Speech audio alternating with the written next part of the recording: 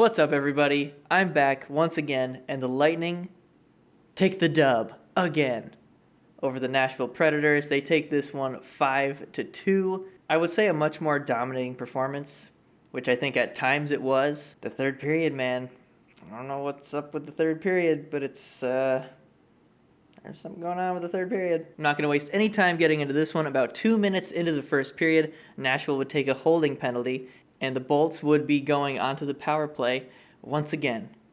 And let me tell you, it wasn't good. Tampa Bay had one shot the entire power play and struggled to get out of their own end. Luckily, the Lightning would score halfway through the period, which was really nice to see, considering how slow they've started the last many games. So this ends up being a 2-on-1. It's Stamkos and Palat, which I feel like I see them get 2-on-1s a lot. I'm not sure if it's the way they position themselves or if they're just able to pick passes off in the neutral zone. Here we are again. Stamkos on the right, Palat on the left. Same thing here. Stamkos tries to get it over to Palat. It gets blocked once again. Nashville was in the passing lanes the whole night. They were actually doing a really good job of disrupting the passing. The pass gets blocked. It sits down right in the slot. Saros goes to slide over where the puck would have been if it hadn't gotten blocked. Palat stops in front of the net, grabs it, and backhands it in. And it's 1-0 Lightning. With around 8 minutes left in the period, Josi would get a penalty. I didn't catch what it was for. And they kill off, basically, they kill off the entire penalty, Nashville does. About 2 seconds after their guy jumps back on the ice, Gourde would net one from Johnson and Cirelli. What happens is they're entering the zone. It's a 3-on-1. Cirelli all the way on the left, Johnson all the way on the right, Gourde rushing the net. Cirelli gives a really nice boards-to-boards pass over to Johnson.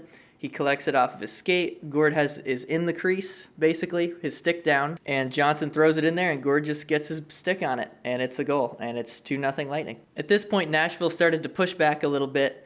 They had a little bit of time in the Lightning zone, and they would get a chance with about a minute left in the period. Johansson, down beneath the goal line, gets it out to Arvidsson, who's streaking in, gets a little one-timer off.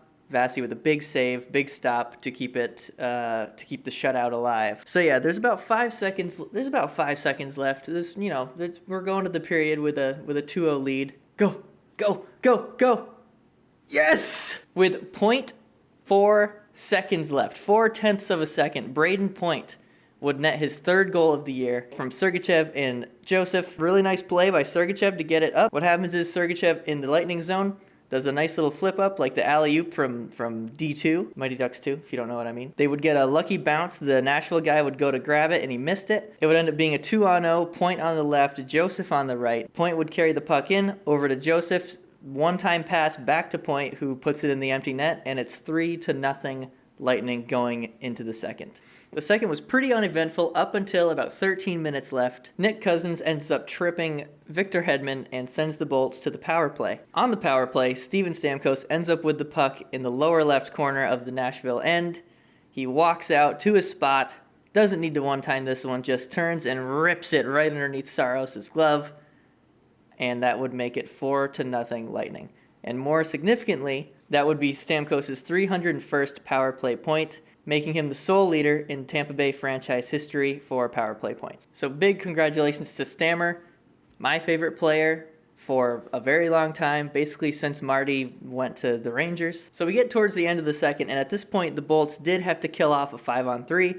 Chernak took the first penalty. I'm not sure who took the second one, but they did end up killing it off, and they continue to play pretty solid defense, and they continue to keep the puck out of the net, which is what you need them to do. Nashville would get an incredible chance with about 3 minutes left. Matt Duchene, who is sort of known as someone who goes to a team and then they instantly get worse, is what it seems. With the exception, of course, of Columbus.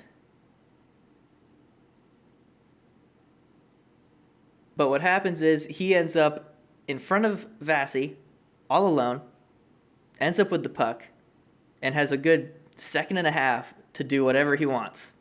Luckily, stick handles a couple times and shoots it high. We're going on to the third period, and it's 4-0 Lightning.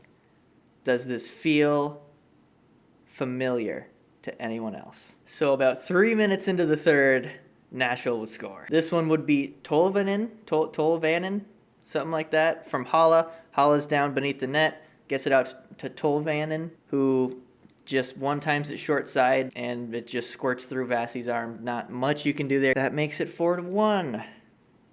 It's okay. There's still a 3-goal lead. Less than 3 minutes later, Nashville will score again. And at this point, I'm like this. Oh no, they can't be doing it again. They can't be doing it again. Don't do it again! Stop it! This one was another, we'll say garbage goal, but it's a grindy goal. Ellis shoots it from the point. Granlund's in front of the net. The puck kind of comes out to him. He gets the rebound, and he just puts it in the fairly open net. It sounds pretty simple, but what you don't see is that they looked like they were on a power play, and they weren't. The Lightning guys were just gassed or something. Nashville was winning every puck battle. The Lightning couldn't do anything. I didn't know what was going on. It was so weird to see the Lightning guys just standing around like it's a penalty kill. It's not a penalty kill. Come on, guys. So yeah, at this point, I'm kind of freaking out. I'm like, are they going to do this again? Are they going to do this to me again?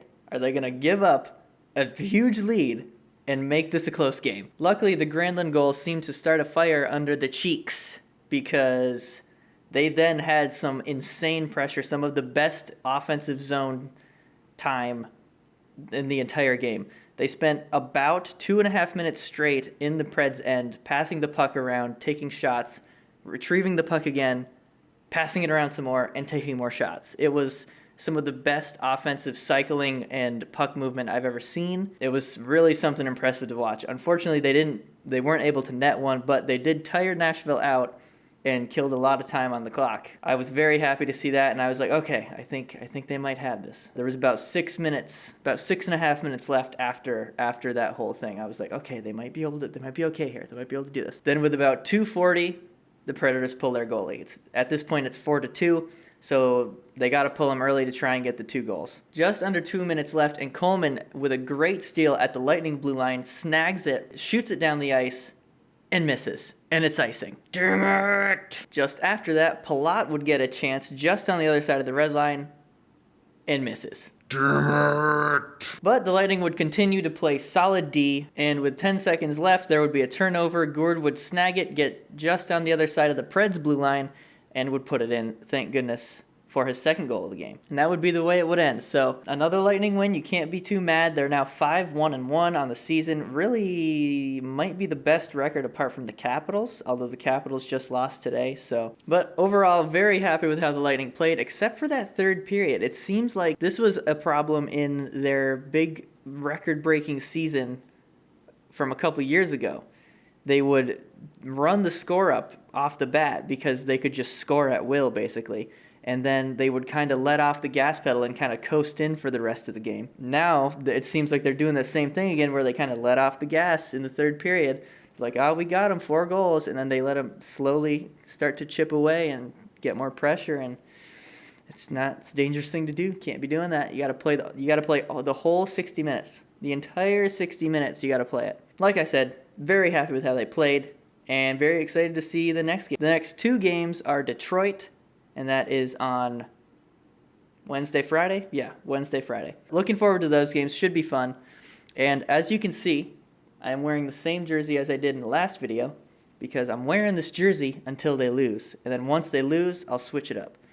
Because, you never know. The jersey could be why they won. So my Kudo award, I'm going to give 2. Normally I want to keep myself to just giving 1, but I feel like this game deserves 2. 2 people deserve it. I'm going to give the first one to Yanni Gourde because, he just showed up, played really well, played hard in there and played hard in the Lightning end, and he ended up with 2 goals on the score sheet. So I feel like he deserves 1 kudo, and the other kudo is going to go to Steven Stamkos because 301 power play points is pretty nuts.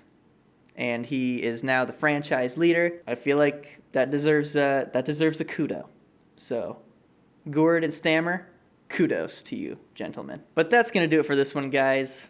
Leave a comment down below. What do you think about Stammer getting to 301? That's pretty sweet, eh? Hit like if you liked it, hit subscribe if you want to see more, and I'll see you in the next one. Peace.